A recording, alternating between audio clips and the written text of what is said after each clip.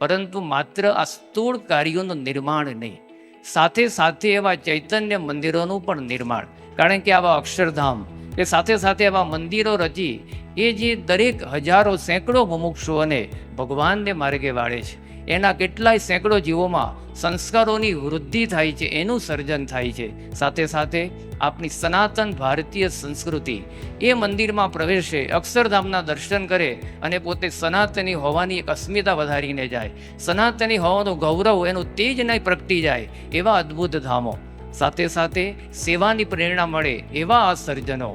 દરેકના જીવનમાં શ્રદ્ધા પ્રગટી જાય, એના જીવનમાં આધ્યાત્મિક પારિવારિક મૂલ્યોમાંથી શ્રદ્ધા ઘટી હોય તો શ્રદ્ધા વૃદ્ધિ પામી જાય, એના જીવનમાં પોતાના જ જીવનમાંથી શ્રદ્ધા ઘટી ગઈ હોય તો પોતે આત્મબળથી આગળ આવી જાય. સાથે સાથે શાસ્ત્રોમાંથી, સંતોમાંથી, મંદિરોમાંથી શ્રદ્ધા ઘટી હોય, આ મંદિરોના દર્શન કરે, એ શ્રદ્ધાયુક્ત થઈને બહાર નીકળે, આસ્થાવાળો થઈને બહાર નીકળે, એવા મંદિરોના સર્જન.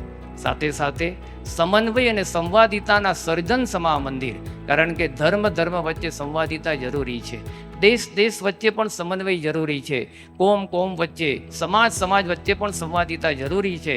આ મંદિરના પ્રાંગણમાં એવી શિબિરો અને મિટિંગો યોજાય કે જેને લઈને આ મંદિરો દ્વારા સંવાદિતા અને સમન્વયનો સંદેશ સહેજે લોકોને મળતો જાય, શાંતિ અને શીતળતાનો અનુભવ થાય, અને સૌથી શ્રેષ્ઠ વસ્તુ જે છે સતની એક વૃદ્ધિ એના જીવનમાં થાય. સત એવું આત્મજ્ઞાન અને સત એવું પરમાત્મ જ્ઞાન કે જે જીવનનો અંતિમ લક્ષ્ય છે.